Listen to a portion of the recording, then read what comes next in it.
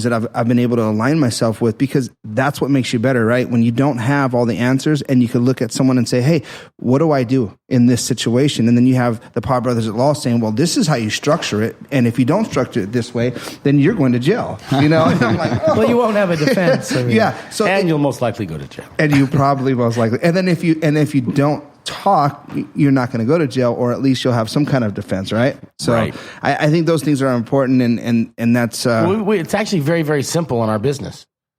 Don't break the law. Yeah. And we can tell you how not to break the law. Yeah. And a lot of times I think people think it's harder not to break the law. They go, well, I'm breaking the law. Sometimes it is harder not to break the law. It's more regulation. There's licensing. You got to get the fire inspector down if you want an extract lab now. You can't just go in your backyard and blast butane. You have to have a bomb-proof, fire-proof, probably all the vents and exhausts. As you should. Absolutely. And you need to let them know where you are and who you are. That's right. And pay taxes. Do you guys have an extracts facility? Sorry. Do we have a what? Extracts facility? We do. We have a couple of them, yeah. I mean, they're all licensed, obviously? Of course. Yeah. So these markets are very fragmented, so the regulations are... CO2? I have closed loop CO2. I have the water system. We also have a precision butane system. Nice. We have a Pope distillation system to make clear and all that good stuff. So now you variety. Guys, now everyone knows why he's here. Now we just need to get the cities to jump in there and get those applications out so we can finally get those extractors off the streets, out of the backyards, blowing themselves up. It's dangerous. It's dangerous. It's very dangerous. It's not even. And here's the thing: you got kids that think they know what the heck they're doing, and they're sitting in their homes and they're getting hurt. And I'll share a quick story with you guys. Other people too. No, a good friend of mine, and I know I could talk about this. He'd love me to talk about it. Is I don't know if you guys are familiar with Tommy Lee from Tommy Lee. Okay, he's a musician, and his lead singer for his group called Methods of Mayhem is a really dear good friend of mine, and we were just young kids and back in the day, and trying to get into this industry, and he literally caught the whole apartment on fire, burnt down the whole apartment complex, went to jail. His name's Tilo. What's up, Tilo? And he's the lead singer of Methods of Mayhem with Tommy Lee. And the whole apartment complex burnt down. And we were in there. I wasn't there, okay, luckily, but I knew that he was, You're never anywhere in your stories. It's pretty amazing. But yet But he was a fly on the wall. Yes, I was in the background. Yeah, as good attorney. I was watching from far away, and the whole place burnt down. This kid did time, and I tell you what, if you don't know what you're doing, if you're not in the right situation, it's not the right situation. Don't do it. Don't get yourself caught into something. Still felonies. Don't write a check that you're in the state of California. It's still a felony. Oh, he any did type time. of extraction. Yeah, he did time. Unless you get a city to give you a license, and the penal code changed to allow that. Well, it was the Senate bill that the Senate bill an amendment changed. To the Senate bill that he signed. Yes, that the governor signed. Yep. So historically, the state of California has banned the cow but allowed the milk. Right? How crazy is that? And that was concentrates. You can have it, but you can't make it. Exactly. Yeah. How crazy is that?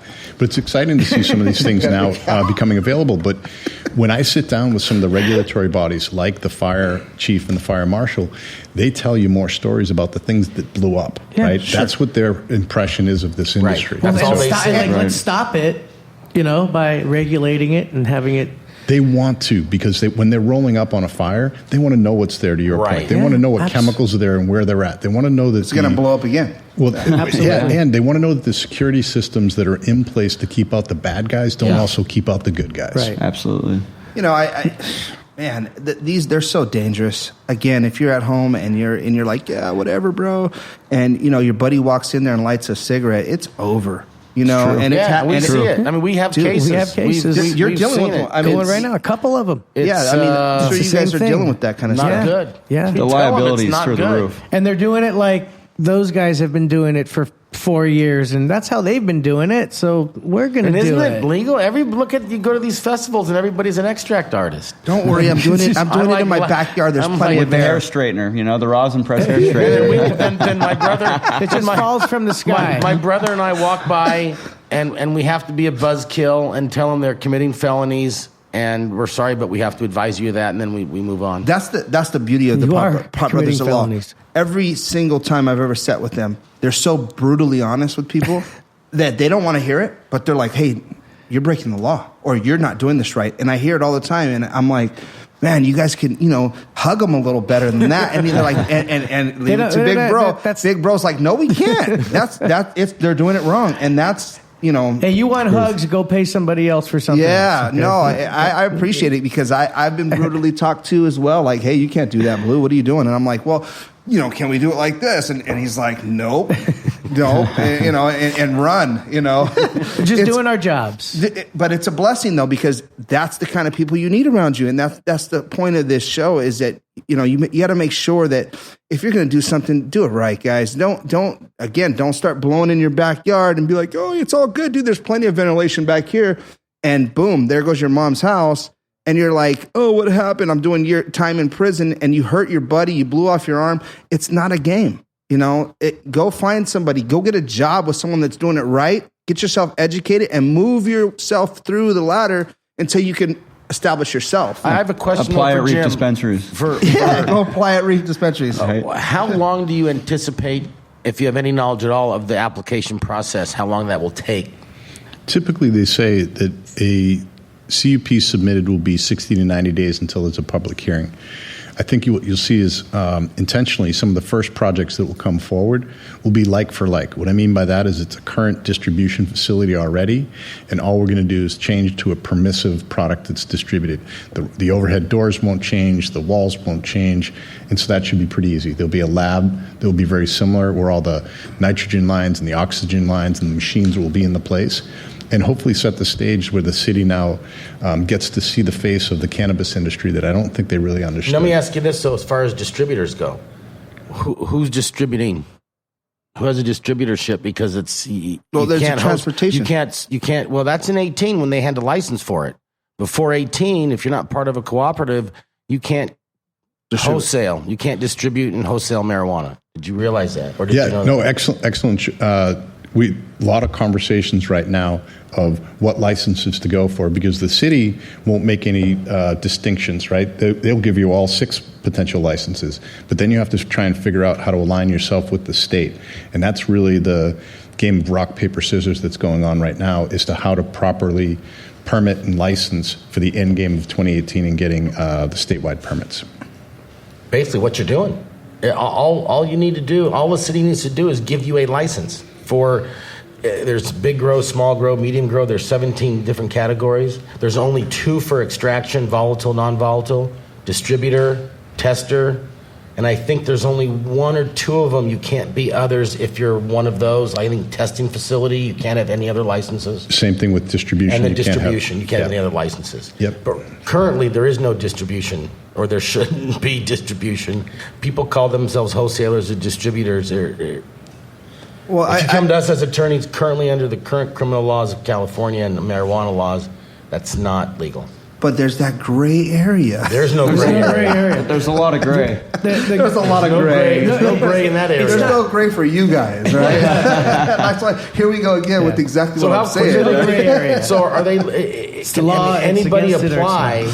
And are they just going to take it on a case-by-case basis as far as, let's say, this extraction company wants to apply and have an extraction business? Yeah, I think that for some of find the property first. You have to find the property first, and you will be required to fill out an operator's license. It's ministerial, meaning that it's not discretionary. They don't have a choice. They just want to make sure that they've captured the information and know who's bringing a project forward. The city itself won't say yes or no on what type of extraction that you want. I think if you go more towards the volatile organic compound solution, there's a lot of time that's going to be spent with the fire marshal, and who I think is going to default and defer to the state fire marshal, who hasn't come out officially with a stance and a position yet. So you could apply for an either-or type, maybe CO2 or... My advice to the clients would be is get up and running with CO2 as you pursue the other type license with the VOCs, because I just think that that's going to take a little bit more time. It's one of the first ones. I always say, oh yeah, that city that has allowed the VOC that's up and running. What's the name of that city? It doesn't exist right now. Right. Yeah, and government lines up to be the first to be second, but is cautious.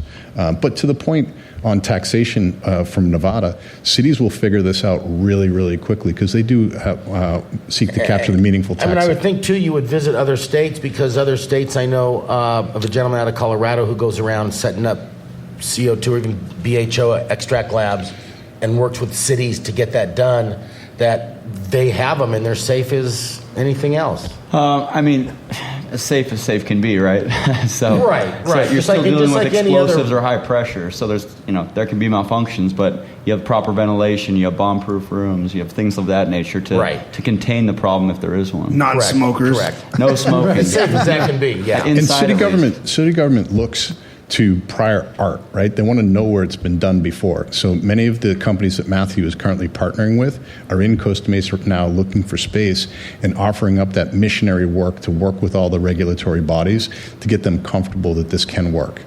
I mean, it's done in perfumes, it's done in other industries. Absolutely. We just have to now educate the masses. How many licenses are going to be available? There is no radius, so there's a de facto limit in that it's a very specific geography with the 405, the Santa Ana River, the city of Santa Ana, and Harbor Boulevard. So the zone. So it's in a zone, but the thinking is that we wouldn't care if Baxter Labs and Allergan Labs went side by side, and so that we're trying to treat this industry just like we would any other industry. But they're just manufacturing plants, right? So to the public, you wouldn't.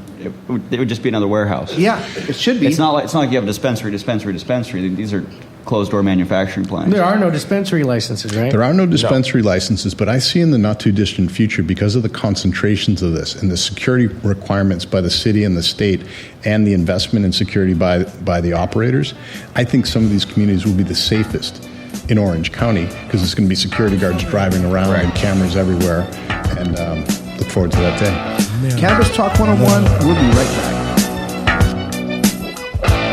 Do it, man. 101.5 KOCI Cannabis Talk 101. My name is Blue. Alongside of me are the Pot Brothers at Law, and we are now back with Jim Fitzpatrick and Mathew Morgan. Ladies and gentlemen, please give these guys a round of applause.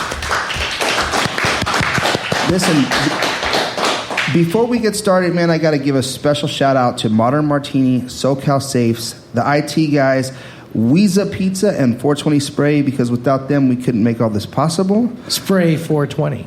Oh, that's right. Spray 420. Catchy. And you know what? I'll tell you what. Gotcha. It's a very, very good product. Big ups to Trike, man, that's in the house. Reef is in the building. And Solutioneers. Real quick, I know, be backstage or, previously right while we were on break. Jim, you wanted to bring up some things. Mark, did you have a question? I did have a question talking about the licensing and all that, and there's not going to be any storefronts at the moment. Delivery services. Any conversation about that going on? Any possibility of seeing some sort of license so people can have their meds delivered right to them in Costa Mesa? Absolutely, great question. I am a champion of safe access through delivery and have worked with the city of Costa Mesa to preserve that for safe access. One of the things, we're not perfect here. The good news is that the Measure X allowed for provisions of cleanup by council, and I think that's one of them, because right now we can't originate the delivery from Costa Mesa, but patients can receive safe access through delivery. They did preserve that element of the land use, unlike some of the other cities back in March when they were tightening down. They banned everything, including delivery. Wow. So are deliveries currently allowed through Costa Mesa right now? Can't ban that. Yes. Per 64, you can't. They can't ban access through a city. Even in Newport Beach that ban delivery, as long as it's through a caregiver, it can be achieved.